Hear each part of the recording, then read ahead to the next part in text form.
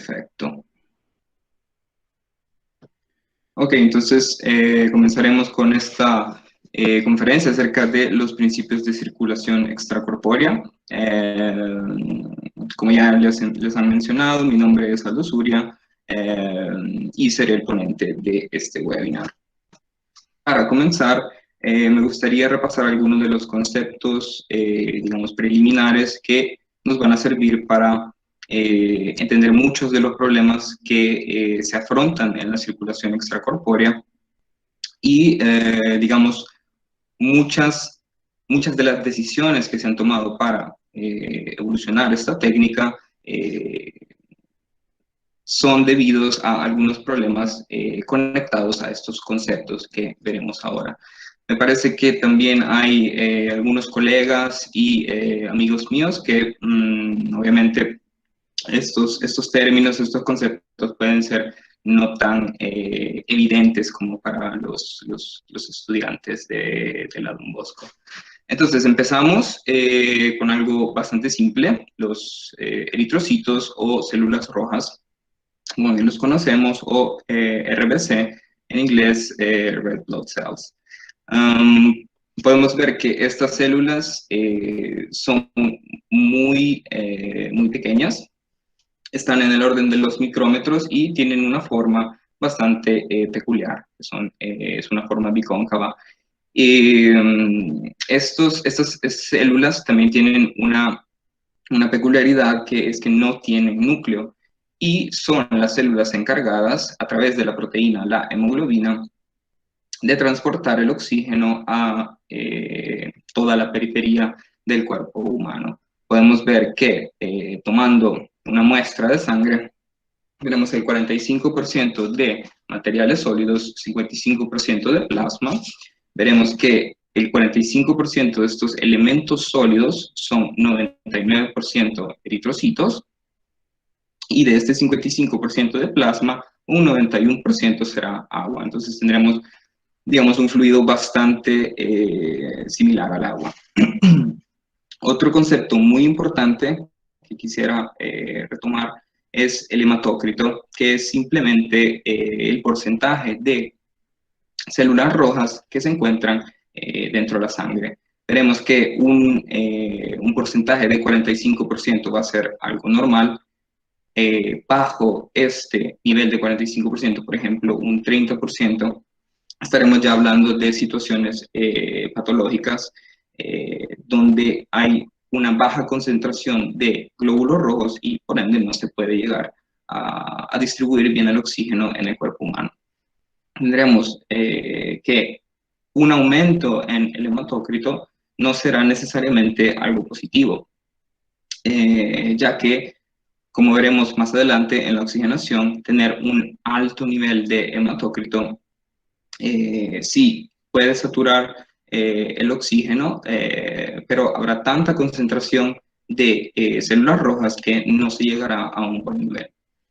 Tendremos otro concepto bastante importante que vamos a retomar muchísimo ya sea en esta conferencia acerca de circulación extracorpórea, como también en la siguiente conferencia acerca de hemodiálisis.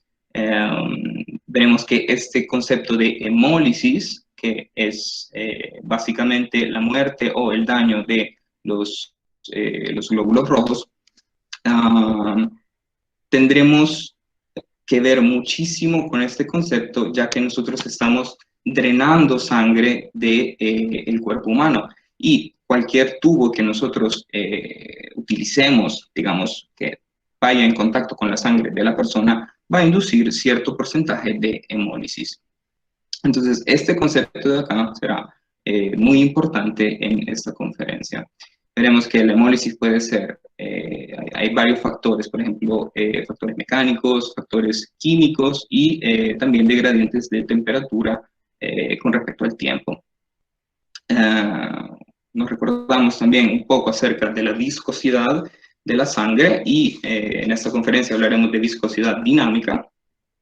La viscosidad de la sangre será muy parecida a la del agua, siempre por el mismo motivo que tenemos casi que la mitad, más de la mitad, un poco más de la mitad es agua. Y la viscosidad de la sangre será obviamente un poco ligeramente más alta debido a estos cuerpos sólidos que tenemos. Quería también repasar un poco acerca del flujo de sangre en el corazón, ya que nos va a ayudar a identificar las diferentes conexiones en la circulación extracorpórea. Entonces hacemos un recorrido bastante breve. Sabemos que la sangre rica en dióxido de carbono viene a través de la vena cava superior y la vena cava inferior, se aloja en la aurícula derecha y es enviada al ventrículo derecho a través de la válvula tricúspide. Luego es bombeada al circuito pulmonar a través de las arterias pulmonares. Una vez llegada a los pulmones, se realiza toda la transmisión de gases, se aumenta la concentración de oxígeno y se disminuye la concentración de dióxido de carbono. Regresaremos con la sangre oxigenada a través de las venas pulmonares, llegaremos a la aurícula izquierda. De este compartimiento pasaremos al ventrículo izquierdo a través de la válvula mitral y finalmente a través de la sístole enviaremos la sangre a través de la aorta. Me parecería también bueno repasar el flujo de sangre sistémico. Veremos en la siguiente diapositiva un diagrama acerca de los dos circuitos, circuito pulmonar, circuito sistémico. También quería repasar un poco acerca del gasto cardíaco, que es simplemente el flujo de sangre que sale a través de la aorta.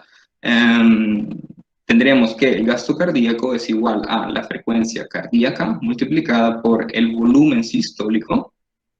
Veremos que niveles bastante medios, digamos, son 75 latidos por minuto y 60 mililitros de volumen sistólico. Esto nos da un total de 5 litros por minuto que pasan a través de la aorta. Nada más hago mención un poco acerca de las presiones con las que se trabajan en el compartimiento izquierdo y derecho. Como sabemos, y podemos identificarlo por las paredes que se ven en este diagrama, esto no es una coincidencia que las paredes del ventrículo izquierdo y que el ventrículo izquierdo sea más grande que el ventrículo derecho. De hecho, las presiones con las cuales se trabajan en este compartimiento son mucho más altas que las presiones en la parte derecha. Ahora veremos el por qué. Prácticamente el corazón bombea a dos circuitos hidráulicos. Tenemos el circuito hidráulico sistémico, que digámoslo así, es toda la periferia del cuerpo humano, son los órganos, son los músculos, son los capilares, y para que el corazón sea en grado de bombear la sangre a cada uno de estos capilares y a todos los compartimientos del cuerpo humano, es necesario que tenga un nivel de energía bastante grande. Entonces vamos a necesitar altas presiones y altos flujos que salen a través del ventrículo izquierdo. No pasa lo mismo con el pulmonar, donde simplemente perfundimos solo los pulmones. Tendremos, obviamente, niveles de presiones más bajos en el compartimiento derecho. Entonces, luego de esta pequeña, digamos, repaso de anatomía cardiovascular, pasamos a la circulación extracorpórea. ¿Por qué realizamos esta técnica? Esta técnica es realizada o más bien, en casos en los cuales necesitamos una operación en el corazón. Con operación en el corazón me refiero a todas aquellas operaciones que, digámoslo así, es necesario poder abrir alguna de las arterias, es necesario hacer un reemplazo de válvula. Como podemos ver, aquí tenemos una válvula mecánica y una biológica. Para hacer el reemplazo de, por ejemplo, una válvula mitral, es necesario utilizar la circulación extracorpórea para ir a reemplazar la válvula. Tenemos obviamente muchas otras operaciones, como por ejemplo la anuloplastia, trasplante de corazón, tratamiento de aneurismas, etc. Todos los procedimientos que necesiten que el cirujano trabaje en un ambiente limpio de sangre y obviamente un órgano que no se esté moviendo, que no esté latiendo, será necesaria la circulación extracorpórea. Me remonto un poco al pasado. Pongámonos en esta situación en la cual muchas personas que tenían problemas internos en el corazón, pues básicamente estaban sentenciados a muerte porque no había, digamos, ninguna solución que permitiera la operación en el corazón. Entonces, los científicos de ese tiempo dijeron, ok, tratemos de aislar el corazón haciendo pinzas antes de llegar a cada uno de las aurículas y también a cada una de las salidas de cada uno de los ventrículos, y coloquemos bombas para enviar ese flujo de sangre necesario hacia, obviamente, el respectivo, ya sea arteria o vena.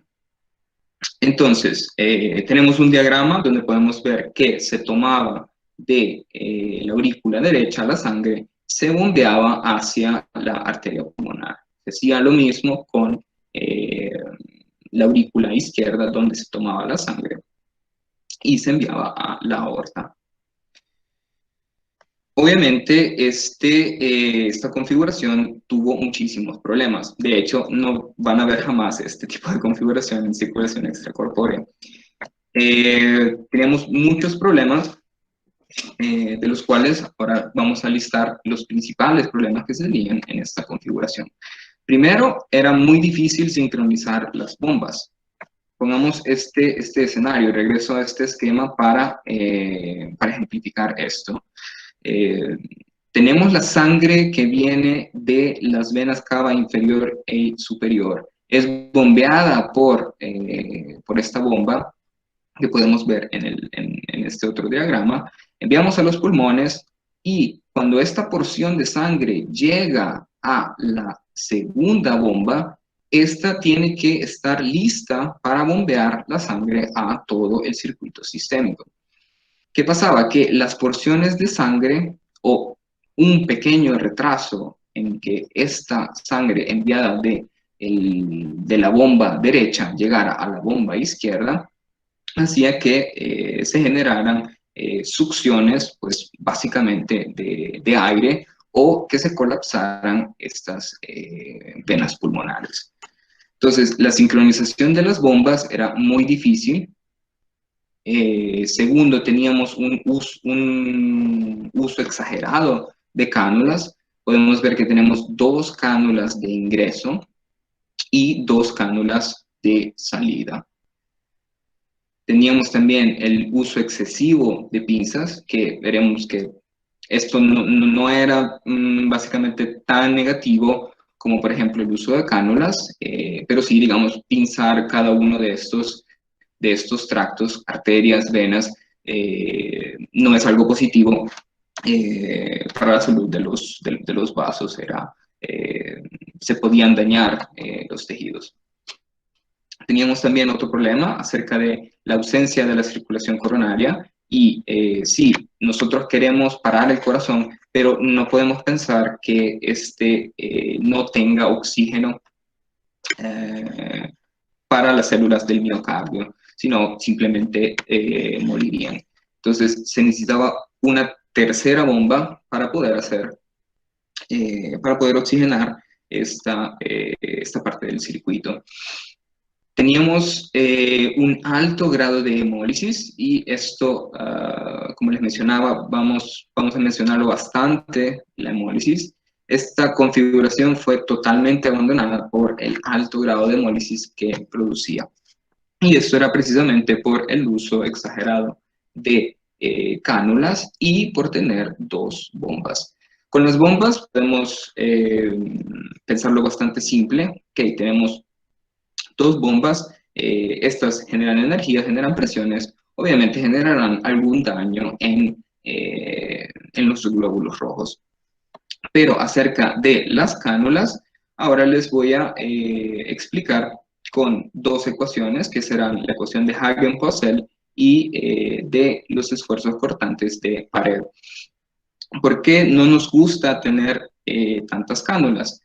La ecuación de Hagen-Poiseuille nos permite ver las pérdidas de presiones debidos a la resistencia hidráulica que hay en el tubo. Tenemos, digamos, esta deducción de la fórmula, que sería simplemente la resistencia hidráulica del tubo. Podemos ver que depende ya sea del diámetro, de la viscosidad y también de cuánto es largo el tubo o la cánula en este caso. Entonces, ¿por qué no nos gusta tener pérdidas de presión? Pérdidas de presión significa pérdidas de energía. Pero, ¿por qué se pierde esta energía? Vamos a ver que Hagen-Poiseuille es en realidad una fórmula que toma las fricciones viscosas que hay entre cada capa o lámina, digámoslo así, cada lámina de sangre, y esta fricción por la viscosidad de la sangre genera una pérdida de energía.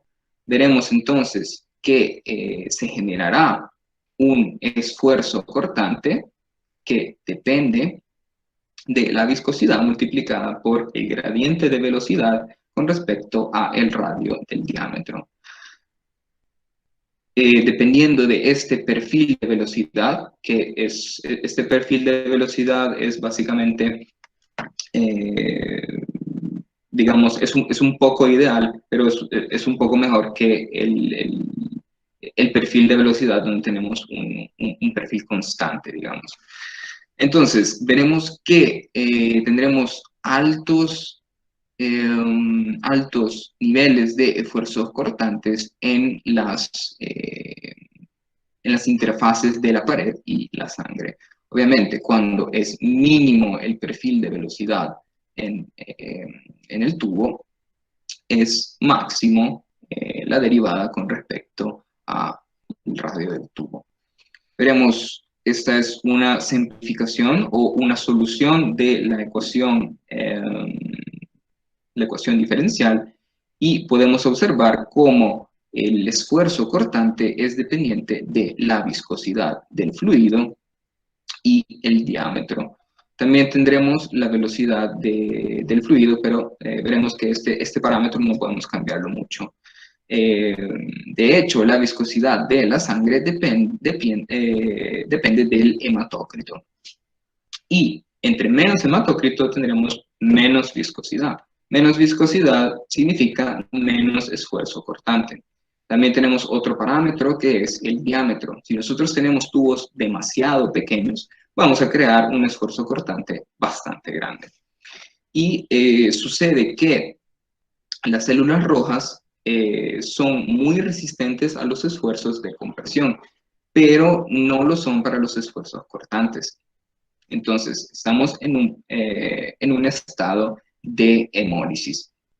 Veremos también que este diagrama de Tillman, este científico encontró una curva o un umbral para el cual se puede decir que una célula roja está en un estado de hemólisis, y veremos que depende de el esfuerzo cortante, shear stress en inglés, y el tiempo que pasa esa célula en este estado de esfuerzo cortante. Quiere decir de que si nuestra cánula es demasiado larga, entonces la célula roja va a pasar demasiado tiempo en ese estado y llegaremos obviamente al estado de hemólisis. Llegamos a un esquema en el cual los pacientes dejaron de lado digamos, la configuración que les he presentado y dijeron, ok, Las cánulas son el problema y también las bombas. Tratemos de reducir estas cánulas haciendo un bypass cardíaco pulmonar. Es decir, no solo se hace un bypass cardíaco, sino también se bypassean los pulmones. Tendremos entonces este esquema, que es un esquema bastante simple, pero muestra los elementos principales de la circulación extracorpórea. Tendremos el drenaje de sangre a través de el tracto venoso con la cánula venosa. Llegaremos a un reservoir, o también llamado reservorio de cardiotomía, y pasaremos a la bomba, que veremos que puede ser ya sea peristáltica o centrífuga.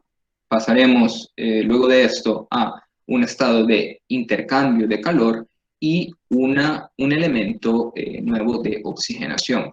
Es bastante obvio, hemos bypasseado los pulmones, ahora es necesario oxigenar la sangre de manera artificial. Finalmente llegaremos a una serie de filtros, los cuales nos ayudarán a reducir digamos, los residuos que se generan, ya sea por la hemólisis, que esta es la estroma. Entonces, a través de estos filtros vamos a poder limpiar la sangre de todos estos residuos que no necesitamos. Luego, reingresaremos la sangre en el paciente a través de la cánula arterial. Tenemos un circuito mucho más complejo. Podemos ver que obviamente es algo un poco más pensado, un poco más complejo, pero tenemos siempre la misma forma del diagrama anterior. Empezamos desde el catéter para el retorno venoso, el drenaje del tracto por las venas. Pasamos y llegamos a el reservorio. Del reservorio utilizamos una bomba arterial, que puede ser centrífuga o peristáltica, y bombeamos la sangre hacia el oxigenador. Una vez la sangre acá, toma oxígeno y pasa, ven cómo se puede apreciar el cambio de color, pasa a un filtro arterial, como lo hemos visto en el diagrama anterior, y finalmente, pasando por un detector de burbujas, reingresamos al paciente la sangre oxigenada. Tendremos obviamente otras bombas que nos ayudarán ya sea a la succión, a la ventilación de los compartimientos, por ejemplo, el compartimento del ventrículo izquierdo, y la suministración de la cardioplegia, que ya veremos qué significa este concepto. Entonces, la máquina corazón-pulmón permitió reducir en grandes proporciones el riesgo de hemólisis. Obviamente también hemos reducido el número de suturas. Primero hacíamos 4 suturas y eso era, digamos, bastante riesgoso. Hemos reducido de 2 las suturas, hemos reducido a la mitad el número de cánulas, y tenemos más elementos. Una desventaja, obviamente, es de que ahora hay que oxigenar artificialmente la sangre. Entonces, ahora veremos en específico cada uno de estos elementos, comenzando con las cánulas. Y para esta parte me gustaría que nos enfocáramos en el diagrama de la derecha. Podemos ver que tenemos un diagrama con muchas cánulas, una pinza, y me gustaría que viéramos, para empezar, las cánulas principales. Las cánulas principales son la cánula aórtica y la cánula venosa. Una cosa por notar bastante rápido es que la cánula venosa es diferente a la cánula arterial. Podemos verlo porque la cánula venosa parece más gruesa, tiene esta forma de diferentes orificios, ya sea en la parte de abajo que en la parte, digamos, un poco más cerca de la aurícula derecha. Y esto obviamente tiene su razón de ser. Estos orificios y cuán grande es la cánula venosa lo vamos a entender cuando veamos el elemento del reservoir. Pasa que esta cánula venosa es precisamente la misma cánula que se puede observar en la imagen de la izquierda. Abajo podemos ver que tiene dos estados, digamos. Esta es llamada cánula venosa a dos estados precisamente porque, como vemos en el diagrama, se puede drenar sangre ya sea de la vena cava inferior que el aurículo derecho. Tenemos obviamente otros tipos de cánulas llamados a un estado que toman sangre ya sea de la vena cava superior que la vena cava inferior y se unen a través de un conector AY que estoy mostrando en este momento. Tenemos las diferencias con la cánula arterial, que como podemos ver el cabezal es bastante diferente, puede terminar ya sea curvo que en un cabezal derecho. Y como podemos ver, pues se hace la sutura en la aorta después de su arco. Podemos ver también o apreciar cuánta es la fuerza de presión de cada pinza. Me parece que algún daño puede existir en este tejido y quedamos con otras tres cánulas que vamos a ver. Esta, por ejemplo, es la cánula de cardioplegia antegrado, que veremos en la siguiente diapositiva, y tenemos una de retrogrado, que también veremos más adelante. Nos queda una que es la cánula del ventrículo, la ventilación del ventrículo izquierdo. Estas cánulas de ventilación y de succión van conectadas al reservoir para tomar cualquier porción de sangre que tal vez regresa por la aorta. En esta manera, si nosotros tenemos ventilación, succionadores de sangre, podemos reingresarlos nuevamente al circuito. Entonces, hablamos de esta famosa cardioplegia. La cardioplegia, si se recuerdan, les mencionaba que es necesario oxigenar también las coronarias del corazón para que obviamente no lleguemos a una muerte o isquemia del miocardio. Entonces, la cardioplegia es una técnica para hacer una hibernación del corazón. Ok, sí, necesitamos suministrar oxígeno a las coronarias, pero también necesitamos disminuir el metabolismo que hacen las células musculares, primero para poder parar el corazón y segundo para no crear residuos que se generan por, digamos, la energía que toma el miocardio se transforma obviamente en residuos como por ejemplo el ácido láctico. Entraremos entonces, o haremos entrar el corazón en una hipotermia inducida y la hibernación debido a la solución de cardioplegia y la hipotermia nos reducirán el metabolismo del corazón. No nos demandará tanto oxígeno y tampoco nos creará los residuos innecesarios. Si estos residuos si estos residuos son generados, se pueden crear efectos adversos después de la intervención. Entonces tendremos una relación de 4:1 de sangre y solución de cardioplegia. Veremos que esta solución de cardioplegia en realidad es simplemente altas concentraciones de potasio que permiten parar el corazón.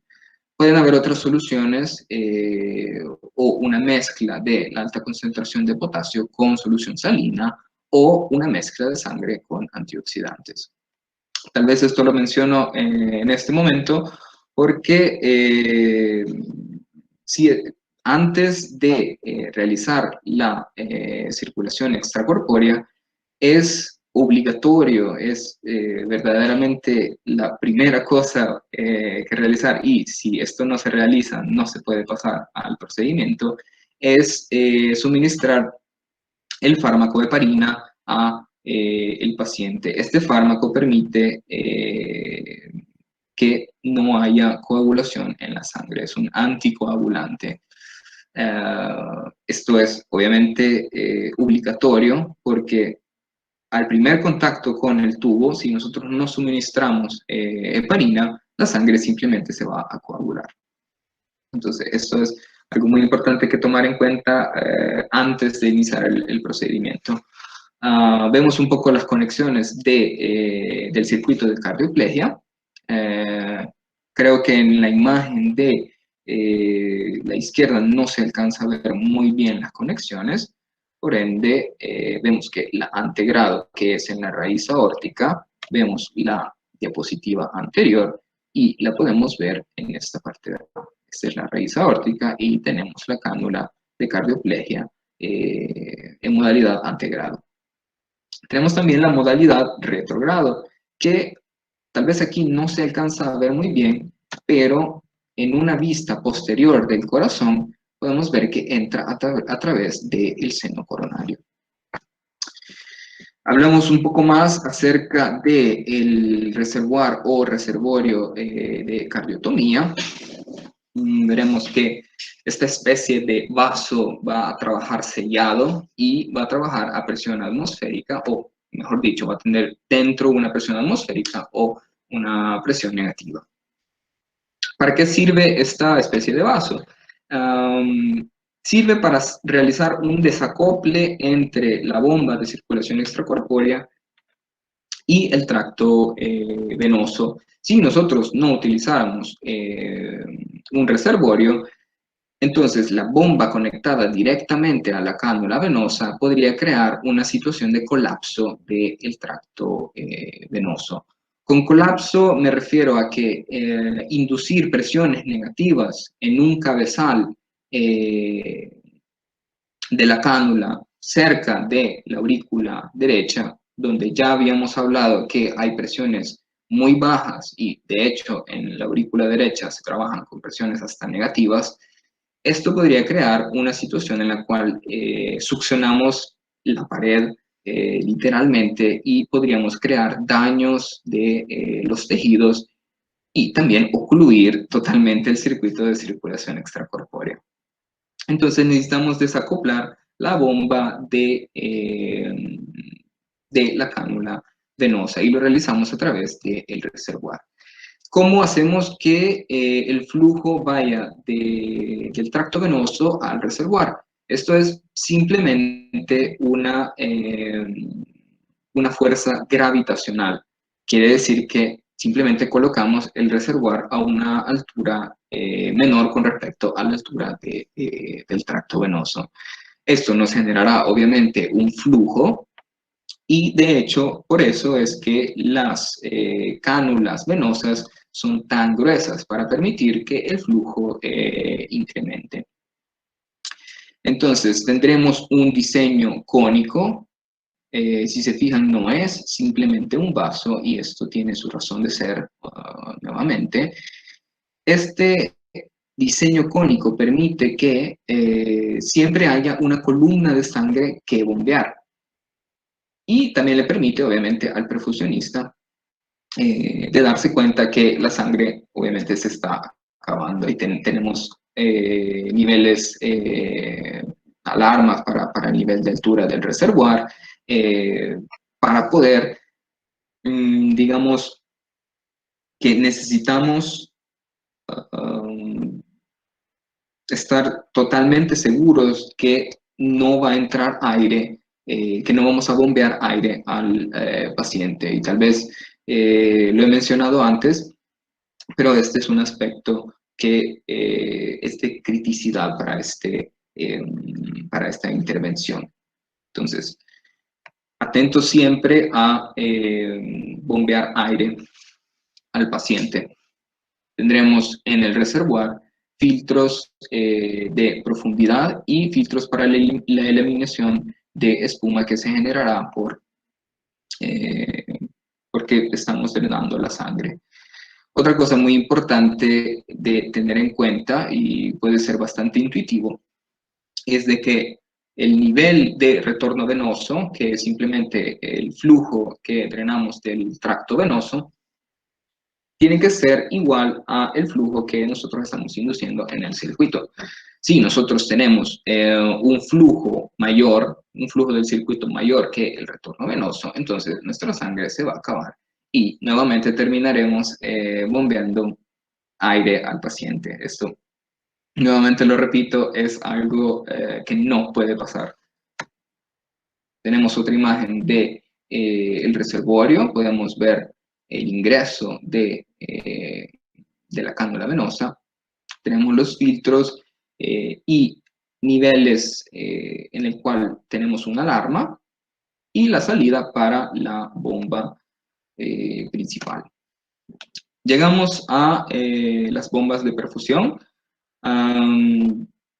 Las bombas, en este momento voy a hablar acerca de la bomba principal, es decir, la bomba arterial, y esta puede ser, como ya les había mencionado antes, peristáltica o centrífuga. La bomba peristáltica también es llamada a rodos. Estas bombas van a ser continuas, vamos a tener un flujo medio de 5 litros por minuto, y iniciamos con las bombas peristálticas, hacemos una pequeña comparación entre ambas de ellas. La bomba peristáltica es siempre una bomba continua, pero volumétrica. ¿Qué quiere decir esto? Que no importa cuán grande sea la resistencia hidráulica aguas abajo de la bomba, esta bomba peristáltica siempre va a bombear este volumen que se aloja entre dos rodos. Podemos verlo también en la curva característica de la bomba, que está coloreada en gris, no sé si se alcanza a visualizar. Tenemos las curvas características de la bomba y veremos que tenemos casi siempre un flujo constante dependiendo de las revoluciones por minuto de la bomba peristáltica. A esto lo tenemos que comparar con la gráfica de resistencia hidráulica que tenemos en nuestro circuito.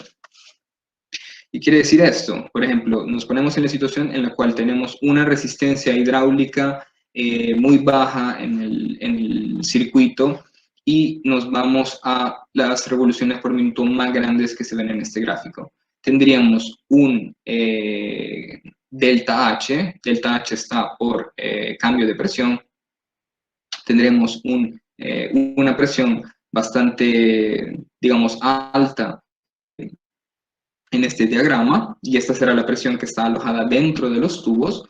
Si nosotros vamos a aumentar la resistencia del circuito hidráulico, pasamos a esta curva del medio y ahora tendríamos que llegar a un punto de trabajo que se encuentra mucho más alto que el que habíamos visto anteriormente, y por ende tendríamos un delta H mucho mayor. ¿Qué pasa si nosotros tenemos una resistencia infinita en el circuito aguas abajo de la bomba?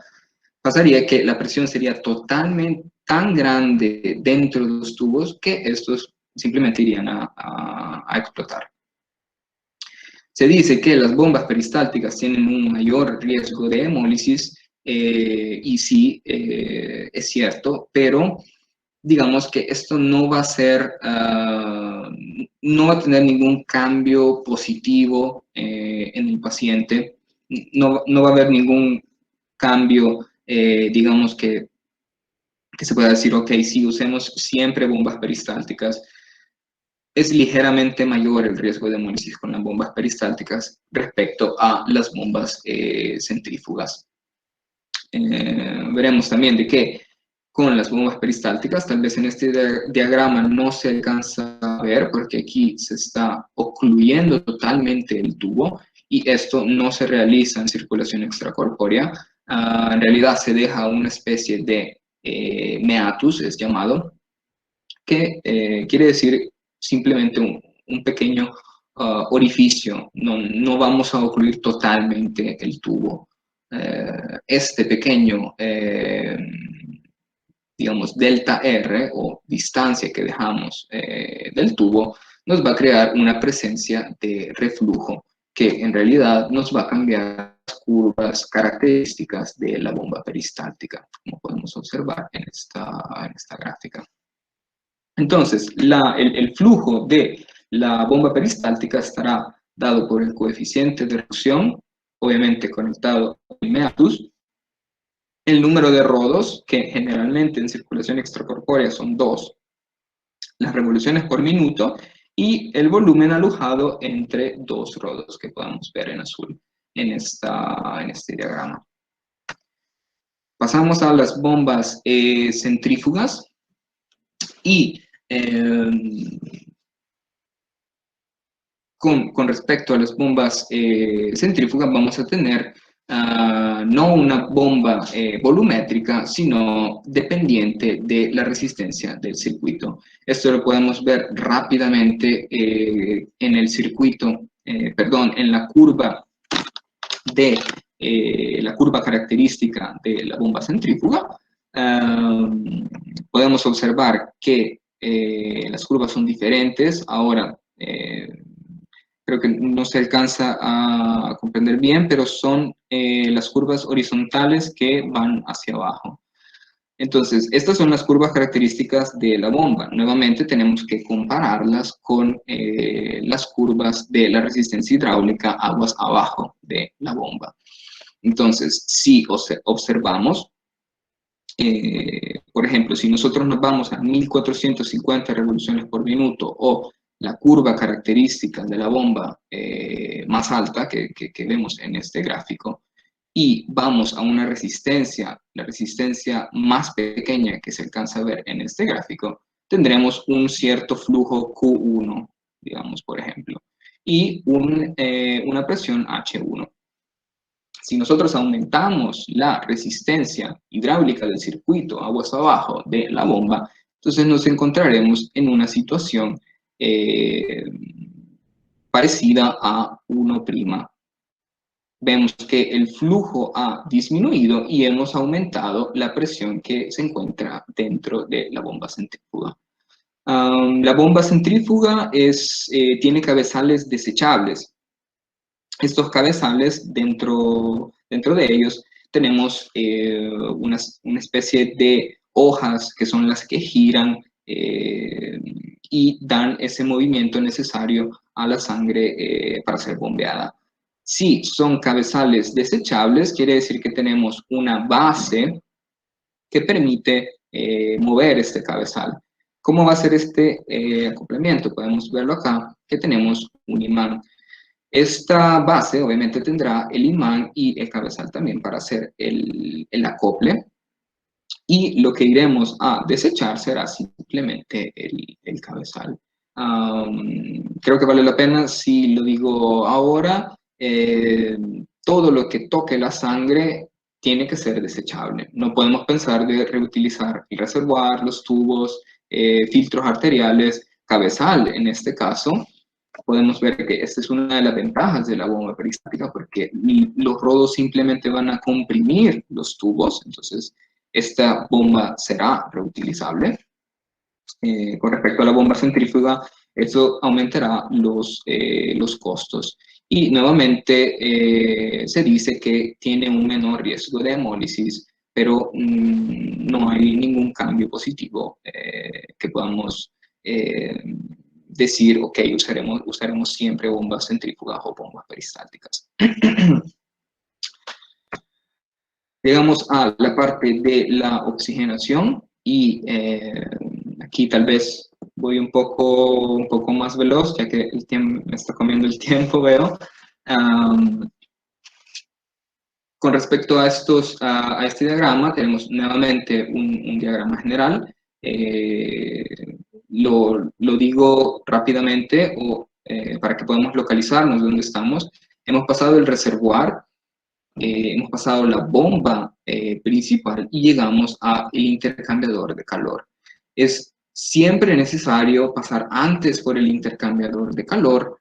Tiene que estar este elemento antes del oxigenador, debido a que un cambio de temperatura puede ser favorable en realidad para una mejor oxigenación. Luego de la oxigenación pasamos por el filtro arterial y llegamos al paciente, como ya lo sabemos. Algunas de las soluciones, digamos, que se han dejado con el tiempo son oxigenadores a burbuja, que podemos ver acá, discos rotantes en acero inoxidable y membranas a silicón.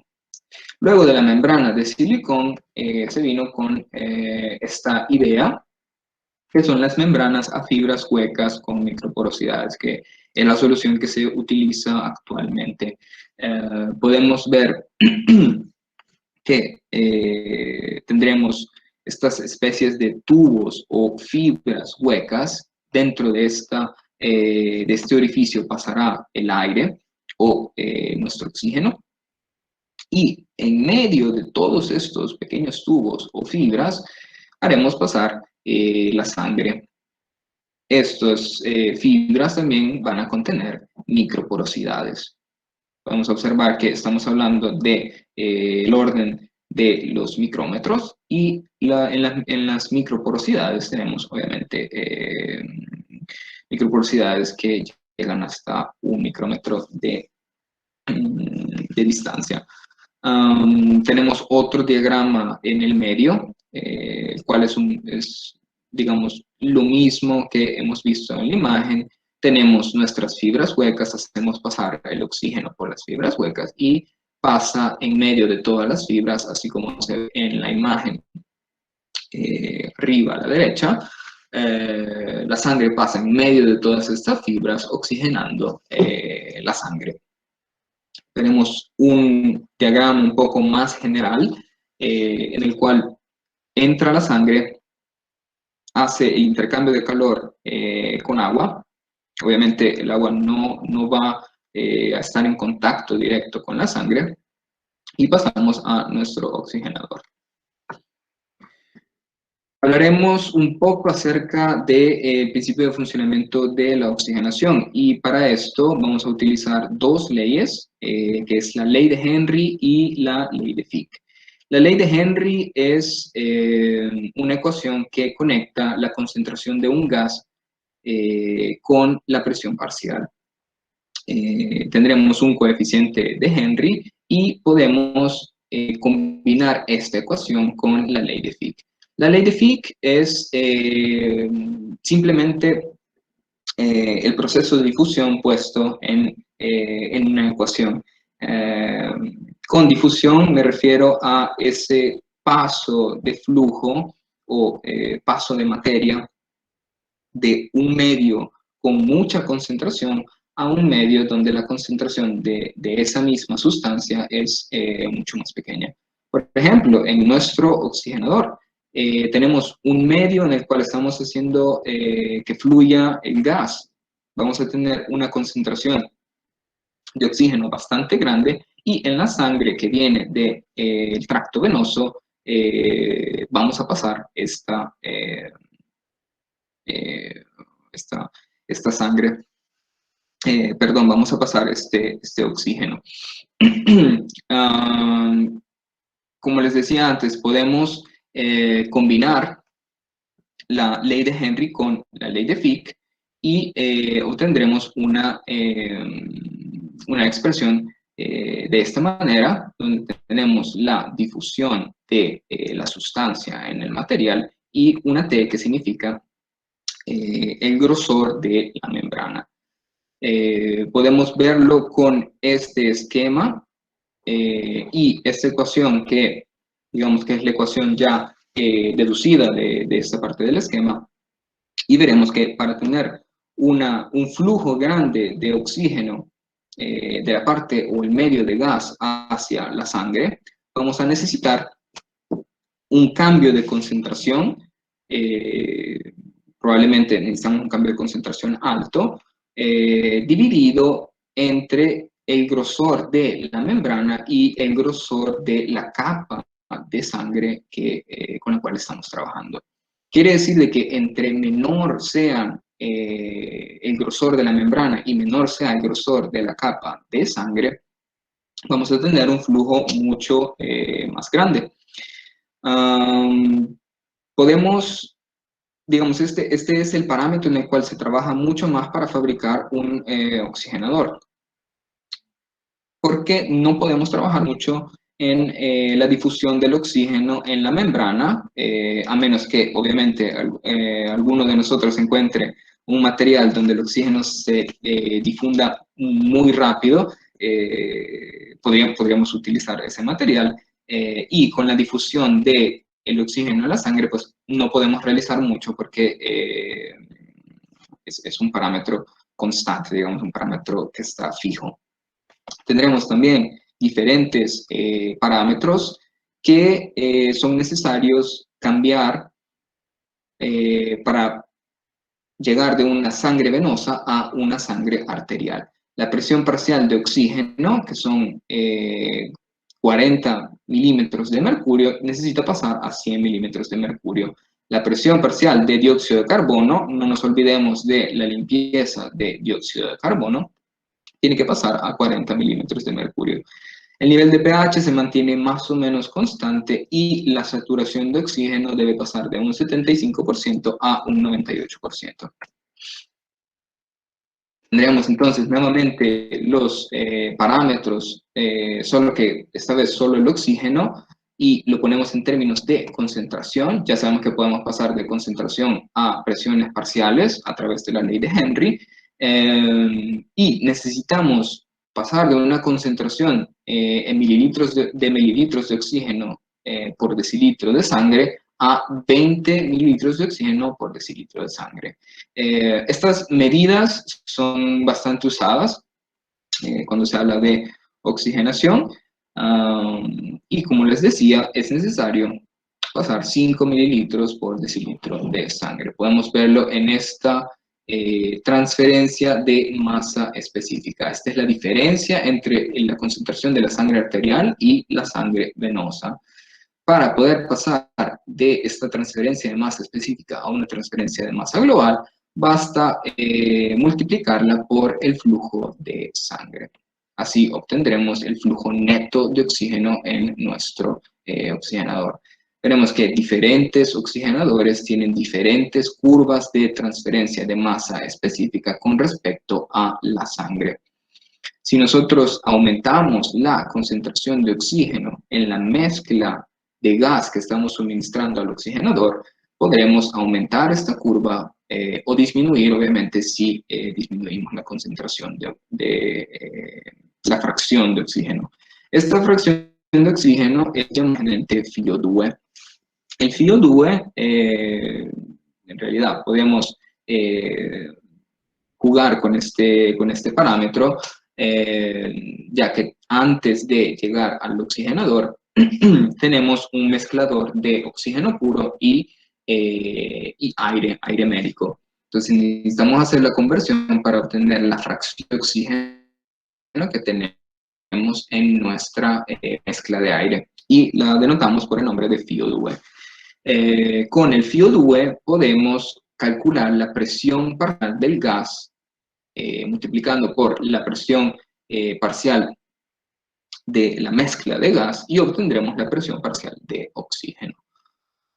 Ahora bien, eso sirve para calcularnos el delta de presiones parciales entre el oxígeno, la presión parcial de oxígeno que tenemos en nuestro medio de aire, menos la presión parcial de oxígeno siempre, pero en el medio venoso.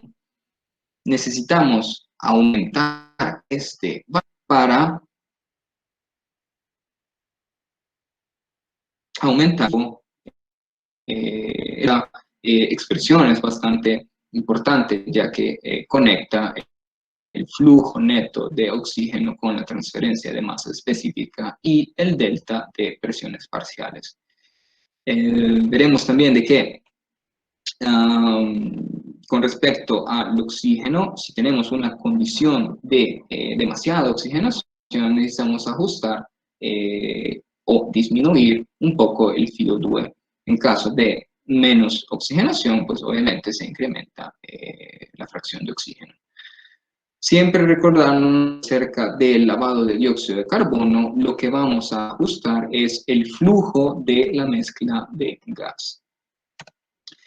Este es llamado curva de asociación del oxígeno y podemos ver que tenemos a la izquierda tenemos las concentraciones de oxígeno y dependiendo del nivel de hematócrito vamos a tener un diferente nivel de saturación de oxígeno.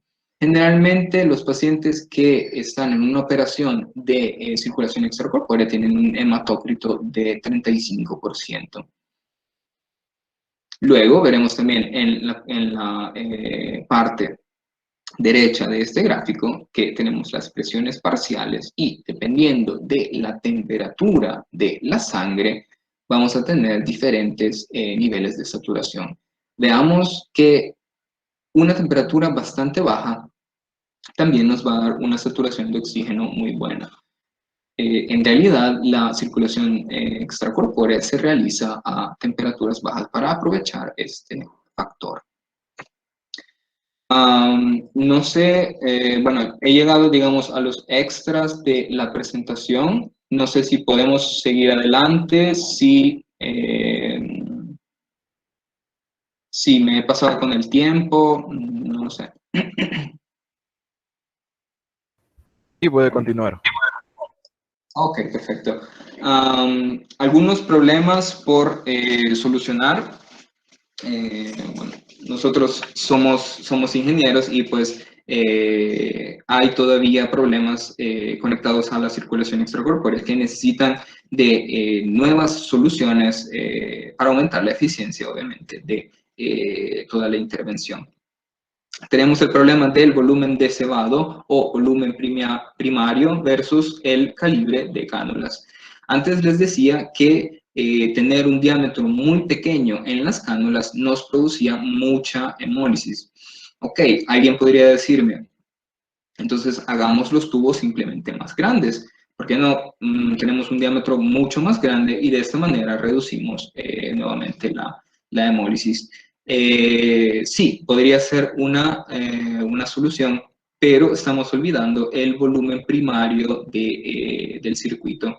Con volumen primario me refiero a el volumen necesario para llenar todo el circuito, ya que, pues, obviamente, antes de conectar el circuito al paciente, este tiene que ser llenado de fluido y verificado que no tenga ninguna burbuja de aire. Entonces, si nosotros tenemos tubos demasiado grandes, vamos a tener un volumen de cebado mayor. El volumen de cebado generalmente son más o menos 1.200, 1.400 mililitros de sangre que se toman del paciente. Y si nosotros aumentamos el volumen de cebado, digamos que tomamos 4 litros de sangre del paciente, pues habremos fallado la intervención. Entonces, aquí tenemos uno de esos problemas de ingeniería en el cual, ok, se mejora un aspecto, pero se empeora otro. Tendremos otros problemas por solucionar, que son el aumento de la eficiencia de difusión. Como vimos, las membranas que les presenté tenían más o menos una medida en los micrómetros, digamos, decenas de micrómetros. Si nosotros reducimos todavía más ese grosor de las membranas, podríamos aumentar la eficiencia de la difusión y generar un oxigenador mucho más eficiente. Tenemos el problema de la hemólisis. Creo que todos lo han entendido que la hemólisis es un factor muy difícil de controlar en la circulación extracorpórea. Obviamente necesitamos de nuevas soluciones, algo innovativo con respecto a esta intervención que nos permita reducir el grado de hemólisis. Finalmente tenemos la ausencia de pulsatilidad. Antes les mencionaba que las bombas que utilizamos son bombas continuas. El corazón no bombea precisamente un flujo continuo de sangre, sino un flujo que cambia con el tiempo y por ende obviamente las presiones también cambian con el tiempo. Este flujo pulsátil es llamado, en realidad es fisiológico y ayuda al cuerpo humano a trabajar normalmente. Si nosotros utilizamos bombas continuas, vamos a producir un efecto no fisiológico en todos los capilares, en el cerebro, que obviamente dan sus efectos adversos luego de la intervención. Estos pueden ser falla orgánica múltiple, podemos tener fallo en los riñones, fallo en los pulmones, inflamación sistémica, porque las presiones que se trabajan en los capilares no se redujeron porque tenemos siempre un flujo continuo. Vamos a tener también liberación de endotoxinas y riesgo de isquemia por la técnica de cardioplegia, que obviamente no es perfecta. Un poco acerca de filtros, les mencioné algunos filtros de espuma, filtros de profundidad en el reservoir. Les menciono un poco acerca de los filtros de pantalla, que realmente son los filtros de la línea arterial. Tenemos esta tabla, que probablemente luego cuando pueda enviarles la diapositiva la verán con un poco más de calma. Tenemos siempre un tamaño del filtrado en micrómetros. Y me gustaba esta tabla para mostrarles algunos de las empresas más grandes que trabajan con circulación extracorpórea, como lo es Medtronic. También tenemos Terumo, que al final de la presentación, o bueno, cuando puedan tener la presentación, hay un video de la Terumo que muestra un setup de circulación extracorpórea.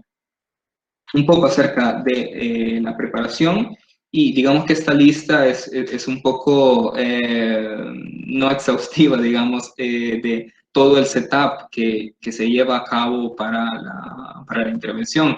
Obviamente hay un chequeo de parámetros, esto es muy importante, el loop arteriovenoso, ya que lo utilizamos antes de conectar al paciente y para tomar el volumen de sebado. Utilizamos este loop que en realidad simplemente regresa la sangre que sale del filtro arterial, vuelve a reingresar en el reservoir. Lo utilizamos para obtener, digamos, este volumen de sebado. Tenemos obviamente la inicialización, se realiza el corte del hueso del esternón, tenemos obviamente la manutención de la perfusión y finalmente la desconexión. Es una lista, como les mencionaba, bastante escuálida de realmente lo que conlleva la preparación de la circulación extracorpórea, por lo que les recomiendo ver este video cuando obtengan la presentación. Bueno, finalmente tengo algunas referencias de las cuales he tomado mucha información de esta presentación. Simplemente acá les digo, he tomado muchas referencias acerca de 2 cursos que he visto en el máster del Politécnico.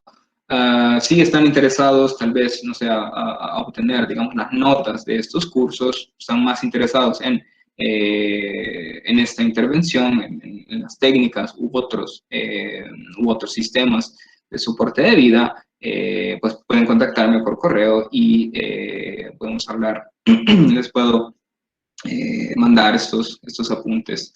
Bueno, sin nada más que decir, espero que haya estado interesante la conferencia.